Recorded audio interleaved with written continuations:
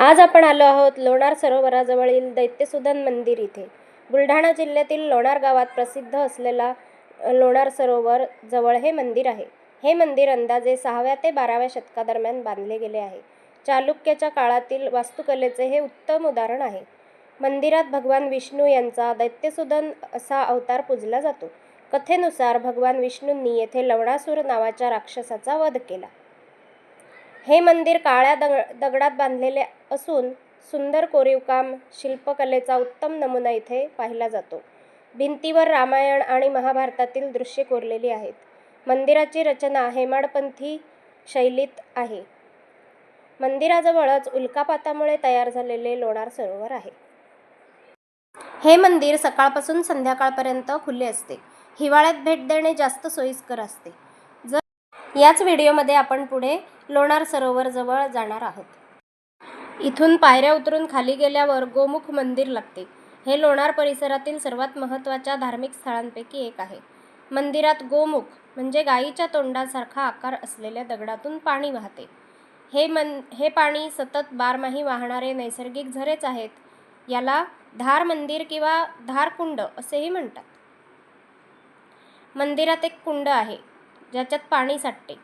हे पाणी पवित्र मानले जाते. भक्त इथे स्नान करू शकतात, पण सध्या इथे बंदी केलेली आहे. विशेष म्हणजे लोणार सरोवराचे पाणी खारट असताना इथे गोड पाणी पाहायला मिळते. हे मंदिर खूप प्राचीन असून इथे दगडी बांधकाम आहे आणि परिसरात इतरही प्राचीन मंदिरे आणि शिल्पे आढळतात. लोणार सरोवराकडे जाण्यासाठी साधारण 200 पायऱ्या उतरून खाली जावे लागते. त्या साधारण इथून सुरू होतात. गोमुख मंदिराची एक आख्यायिका अशी आहे की प्रभू राम वनवासाला निघाले असताना ज्या ठिकाणांवर थांबले त्यापैकी हे एक ठिकाण आहे. इथे प्रभू राम आले असता सीतामाईला स्नानाची इच्छा झाली, पण सरोवराचे पाणी खारट असल्यामुळे प्रभू रामांनी आपल्या बाणाने इथे गोड पाण्याचा झरा निर्माण केला. लोणार सरोवराच्या परिसरात अशीच आणखीन साधारण 14 मंदिरे आहेत. त्यातील हे एक शंकराचे मंदिर आहे. हे मंदिर 14व्या शतकात बांधलेले असून इथे एक शंकराची छोटीशी पिंडी आहे.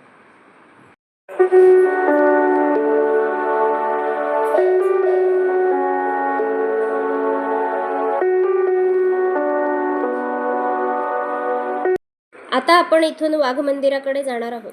वाघ मंदिर हे लोणार सरोवराच्या परिसरात किंवा जंगलाच्या भागात आढळते. परिसर खूपच शांत, नैसर्गिक आणि थोडा घनदाट आहे. ट्रेकिंग किंवा फिरायला जाणाऱ्यांसाठी हा भाग आकर्षणाचा केंद्र आहे. इथून पुढे गेल्यावर लोणार वाईल्ड लाईफ सँच्युरी आहे आणि तिथपासून पुढे लोणार सरोवरापर्यंत म्हणजेच वाघ मंदिरापर्यंत 1.5 किलोमीटरचं अंतर आपल्याला पार करायचं असतं.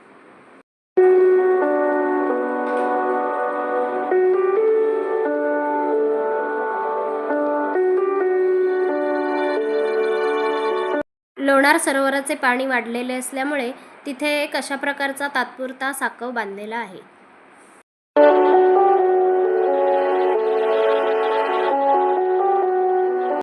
लोणार परिसरातील इतर मंदिरांप्रमाणेच हे मंदिरही प्राचीन वारसा दर्शवते.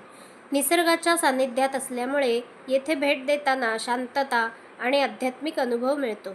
वन्यजीव आणि पर्यावरणाबद्दल आदर वाढवणारे असे हे ठिकाण आहे.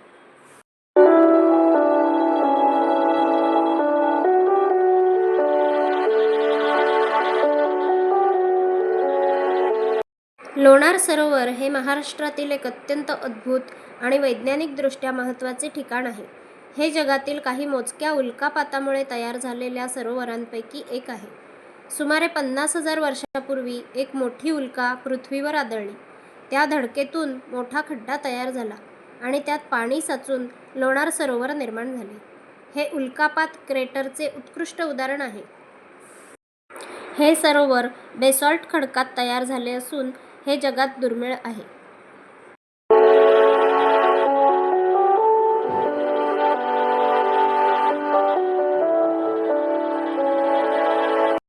अशा सुंदर ठिकाणाला तुम्ही एकदा तरी भेट दिलीच पाहिजे.